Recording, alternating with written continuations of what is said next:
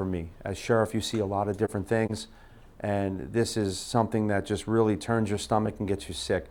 We have a 60-year-old suspect, Patrick Barron. We have a very young child, and he molests this child. What does that mean for us? Well, first of all, our Special Victims Unit does an amazing job. We investigate crimes like this all the time, and they have to deal with the worst of the worst. So we get word, okay, in January, a reporter calls the sheriff's office to report that this 60-year-old suspect molested a child. We immediately investigate it. As of Wednesday, our fugitive warrants unit goes to collect this suspect from his house. Well, when we get there, our suspect is not only non-compliant, he arms himself with a knife in the kitchen, yelling that he's not going to jail. Training, training, training. I say it again and again and again. How you train is how you perform. Our fugitive warrants unit does amazing things. They are highly trained, and all they do is go after people that want to not get captured. They want to flee from law enforcement. This guy arms himself with a knife. Clearly could have been a deadly force situation. Our new tasers are amazing. The Taser 10 has the ability to shoot more accurately. We can actually get to more suspects at one time. So again, an investment that we make in the sheriff's office and the equipment that we have and the training that we have is why this is not a fatal encounter. We're able to take our 60-year-old suspect into custody. He's armed with a knife, either going to kill himself or a law enforcement officer. And about 20 plus feet away, one of my fugitive warrants detectives deploys that taser through a window, striking our suspect, getting him down, taking the knife away, and we're able to take him into custody without hurting him. It's a really big deal. We're going to work with our great state attorney, Amira Fox, to make certain that every I is dotted, every T is crossed, and we're going to prosecute this person to the fullest extent of the law. We have a duty to protect those that have no voice. And as sheriff, I'm going to make certain that people like this are no longer able to be out free committing more crime like this. It's sad, and my thoughts are with the family during this time, but it's a very touchy situation, and some might ask why it takes so long. You know, as of January, we get that call, but yet it's Wednesday, and why are we now finally arresting that guy? Well, these cases are very complex. We get one chance to make certain we do it properly. Everything has to be perfect, and it's dealing with a lot of different details on a very little child. So there's rules that apply in how we can interview someone, how we talk to someone when we can. We don't rush cases like this, but one thing is certain, we never take one step away. We never stop pursuing justice, and we're certain that at the end, we do a thorough, full, complete investigation and then work again with our great state attorney, Amira Fox, who is like-minded in making certain that we protect our children and those with no voice. This is a very, very sad day for us, but I'm thankful that we were able to get our suspect, charge our suspect, and take him into custody. Again, what could have been a deadly situation, because of training, because of equipment, we now take him into custody. We save lives, we protect lives, and it's a great day for the sheriff's office. And Sheriff Marceno, do you know how long these acts were going on for before it was reported in? So we get the report in January. Again, very, very detailed. This is a very fresh case. It's very open, and we're still working. All that will come out later on, but the good news is the second it's reported, our Special Victims Unit deploy, investigate, and we build our case, and most importantly, we make certain we protect that child. So it's unfolding as we speak, but I'm confident in what we have done in our investigation. Sheriff, can you tell us if there was any connection between the two, between the young child and Mr. Barron? Because it's a young child, again, I will say they're known. So they're known, the suspect and the child are known.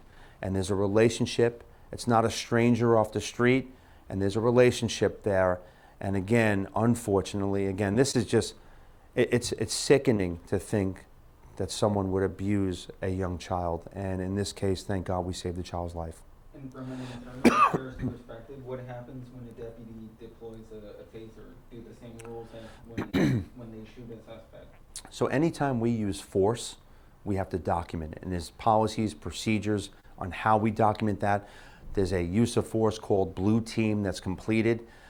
We will evaluate that blue team. It gets reviewed through a series of supervisors to make sure that it was obviously the right thing to do, looking at all the documentation.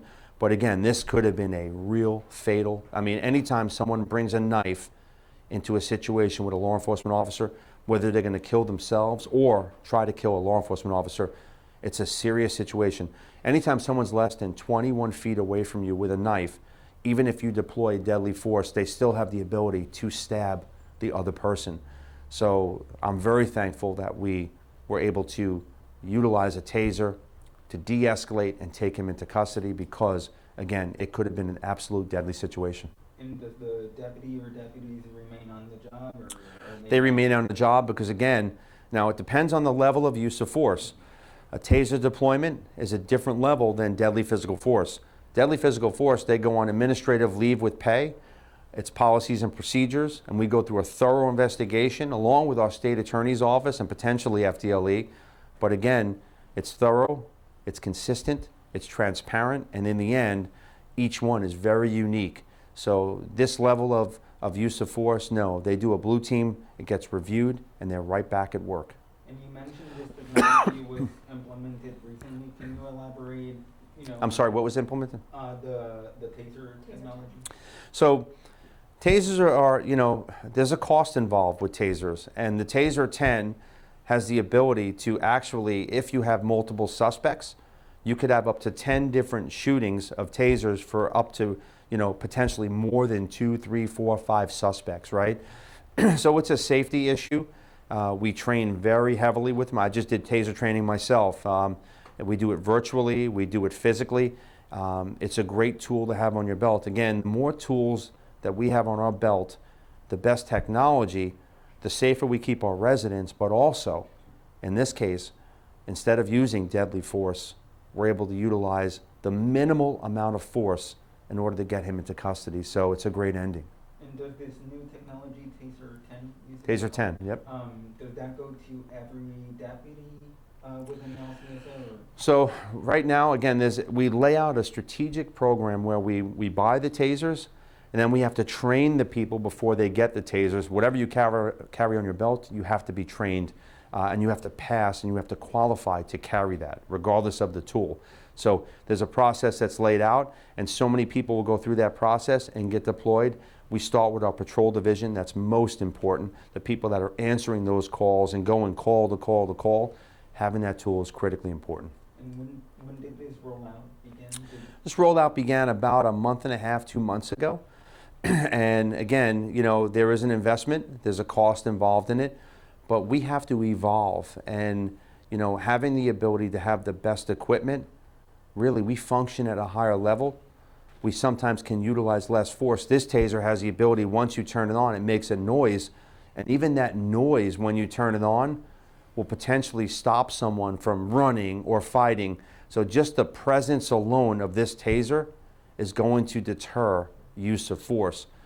And it also records as well. So it does amazing things. And again, technology is so critically important on how we enforce and how we do our job every single day. Sheriff Marceno, just my last question for you. Couldn't you just go ahead and share those charges that he's facing and what's next for your guys' department here? So he's charged with lewd molestation of a child. Our special victims unit now will work with our great state attorney, Amira Fox, to tighten this case up and to actually to make certain that every T is crossed and every I is dotted. When you have a predator on the street, when you have someone that's committing these disgusting, despicable acts, the longer they're on the street, the more chance there is for them to do things like this in other places and potentially victimize another child. So time is of the essence, but at the same time, we have to make sure these investigations are done absolutely properly, consistently, and in the end, transparently. So we have one chance to do it proper and right, and we're not going to rush anything to make sure that the product that we deliver is sealed tight. Thank you, Sheriff. Thank you.